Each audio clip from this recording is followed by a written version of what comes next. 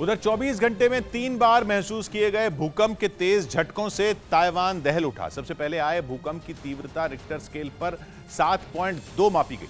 बताया गया कि भूकंप से हुई तबाही में एक शख्स की जान चली गई, कई लोग जख्मी हो गए। और सबसे बुरा हाल ताइवान के पूर्वी इलाके का हुआ। वहां से जो तस्वीरें सामने आई उनमें दिखा कि एक स्कूल की छत ताश के पत्तों की तरह ढहती चली गई।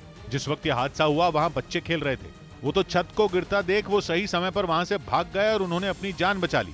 इसी तरह वहां के एक दूसरे इलाके में एक इमारत को बनाने का काम जारी था, जो कि भूकंप के कारण ऐसे हिलते दिखी जैसे कोई अपनी पूरी ताकत लगाकर उसे उखाड़ फेंकने की कोशिश कर रहा हो। और ये हालात वहां के किसी एक या दो इलाकों में नहीं, पूर्वी ताइवान में भूकंप ने सबसे ज्यादा तबाही मचाई, जिसका नतीजा ये हुआ कि वहां की कई सड़कें और पुल पूरी तरह बर्बाद हो गए। कई इमारतें मलबे में तब्दील हो गईं।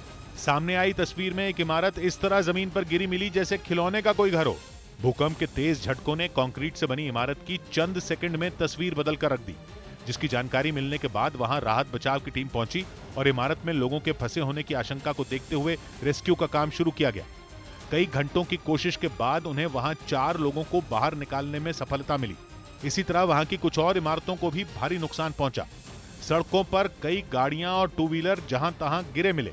कुछ गाड़ियों के अंदर तो लोग फंस गए, जिनकी राहत बचाव के कर्मचारियों ने वक्त पर पहुंचकर जान बचा ली। बताया जा रहा है कि इन हालात में करीब 7,000 मकानों की बिजली गुल हो गई।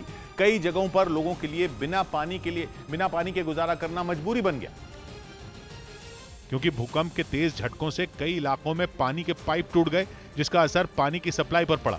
वहां से सामने आई हर एक तस्वीर ने भूकंप से मची तबाही को बयां करने में कोई कसर नहीं छोड़ी। एक ऐसी ही तस्वीर एक इमारत में बने स्विमिंग पूल से सामने आई, जिसमें पूल का पानी समंदर की लहरों की तरह काफी ऊंचाई तक उठता दिखाई दिया। एक दूसरी तस्वीर में रेलवे स्टेशन पर खड़ी एक भारी भरकम ट्रेन तेजी से हिलती नजर आई।